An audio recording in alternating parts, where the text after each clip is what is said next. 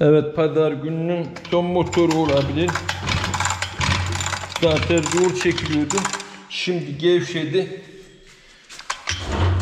Yine takıldı bakın. Balata kısmına bakalım bir şey var mı diye. İnşallah bunu da tamamlarız. Tamamlayan motor da olabilir. Bakalım arıza ne çıkacak.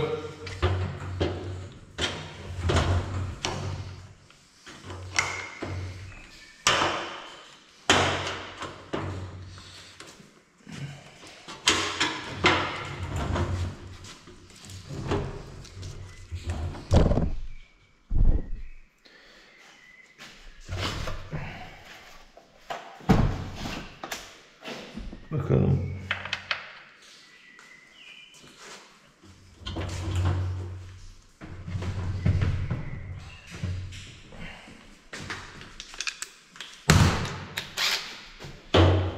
Kitlemiş mi yoksa balata mı zarar görmüş? Birlikte göreceğiz. Balata yay kırdığı işinden yapabilir.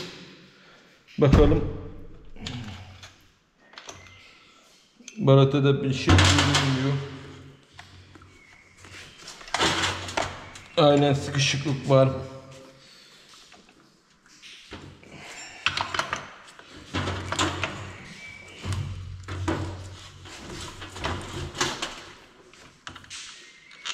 Vidalar kaybolmasın diye burayı geri takacağız. Balatada bir şey çıkmadı. Büyük ihtimalle motor kilitlemiştir. İşte bu yüzden takometrenin önemini bu yüzden anlayabilirsiniz. Belli bir devri geçmemesi gerekiyor. Yo, eğer devrin neden geçer derse, nasıl geçer derseniz, devri nasıl arttırır dersen, benzini kısarak arttırabilirsiniz. Benzin kıstığınız zaman ne olur? Benzine kattığınız yağı da kısmış olursunuz. Bu da motorunuzun sonunu getirir.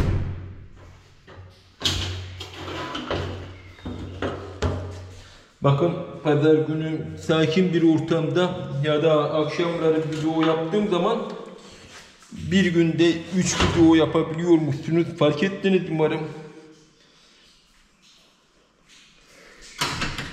Ama ben normalde bir yoğun olduğum için, müşteriler olduğu için ancak günde bir video yapabiliyorum. Şimdi egzoz söküp bakacağız. Starter sökmüşler mi acaba? Hayır. Egzoz söküp bakalım. Bir şey var mı?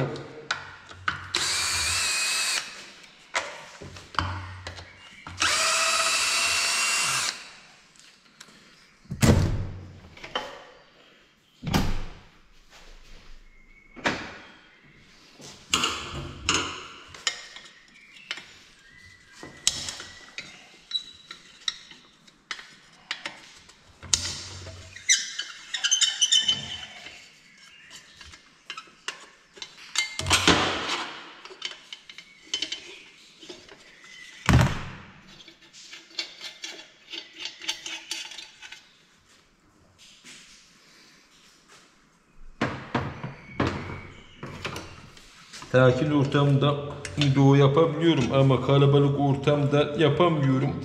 Bir de izlenme düşük olduğundan bazen değmiyor arkadaşlar.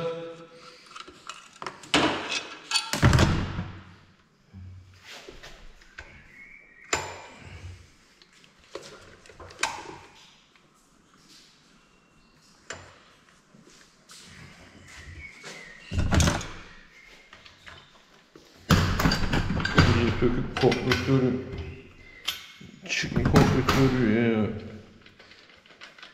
pas edelim. Hala sıkışık motor. Muhtemelen krank sarmıştır. Ya da ne bileyim işte.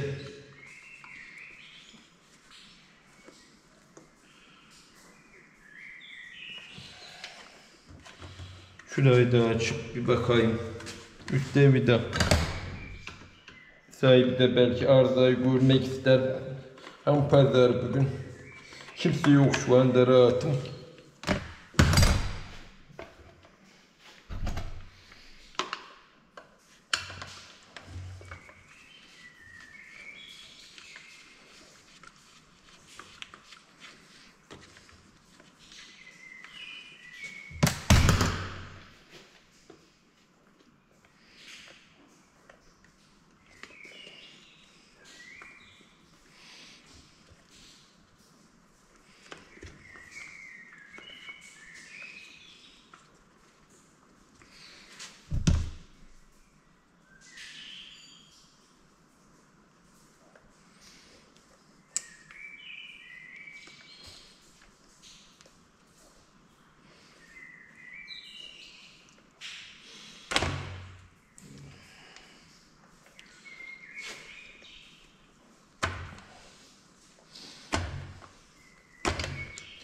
Kabloyu bağlamışlar buraya. Ben de fiş sanmıştım.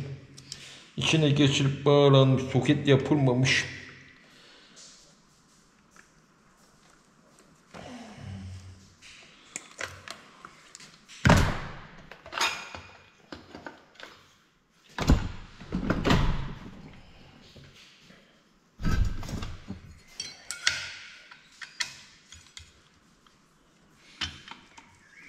Silindire vurma yapıyor, silindire.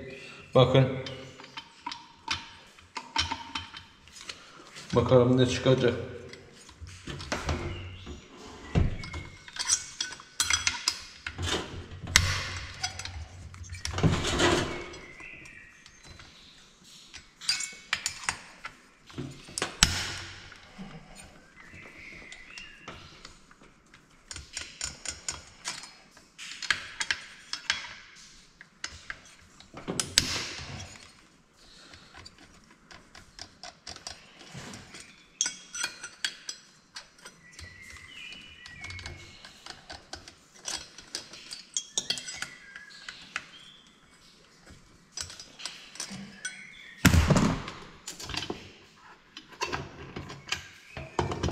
Pistonda bir sıkışma olmamış.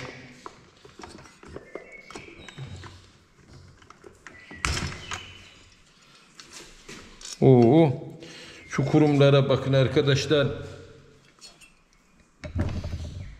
İşte mineral yağların yaptığı bu işte. İyice silindirin üzerine kurum kaplamış.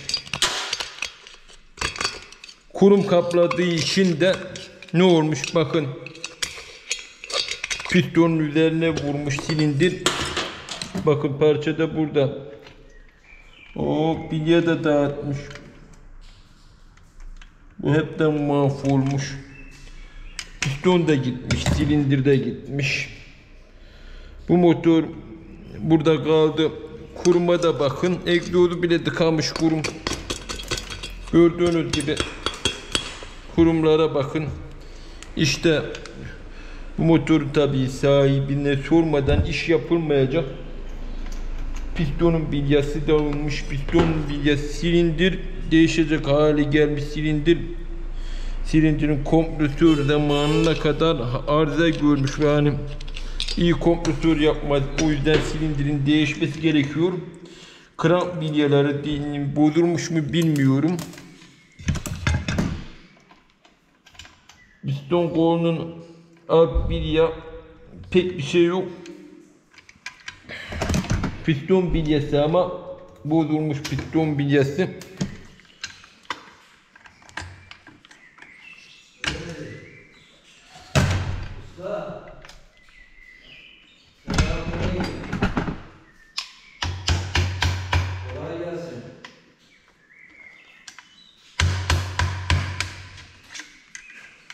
Usta, kolay gelsin. Ne yaptın? Merhaba.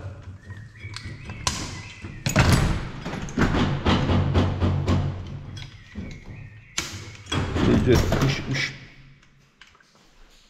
Bu tarafa doğru vuralım bir de.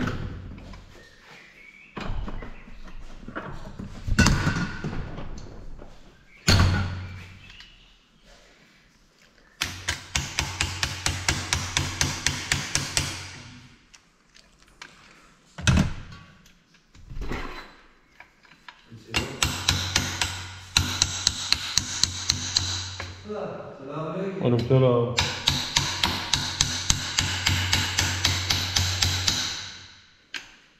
Ne yaptın? Nasılsın?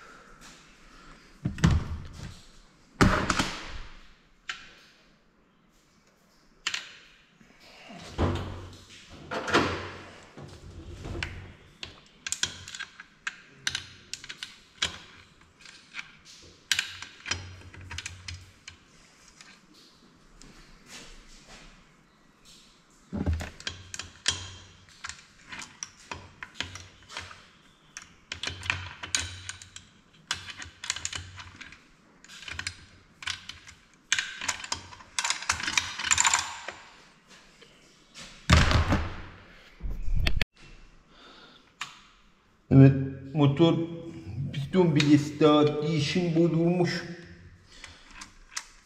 Tabi bunu sahibine bildireceğiz. Pistonla silindirin değişmesi gerekiyor. İşte pistondaki durum. Sekmanlar sıkışmış. Silindirdeki durum. Kurum bile var. Aşırı derecede kurum var. Şurada bir kurumu gösterelim biraz kazıyıp da. Yani tıkanmış bu. Motor zarar görmemesi için yağı koyuyorlar. Yağı. Bakın kurumlara. Egzoza tıkanmış. Tamam. Artık bunu toplayacağım. Sonrasında da yani bir şeylerin içine koyacağız. Parçaları kaybolmasın diye poşet gibi. Şöyle yapabilir. Sonra da sahibi ne diyecek bakalım. Silindir piston değişecek derse, değişsin derse değiştirir. Yok yeni alacağım derse yeni alır. Bakalım. Daha önce de yeni almayı düşünüyordu. Neyse arkadaşlar. Bundan sonraki videolarda görüşmek dileğiyle. Hoşça kalın.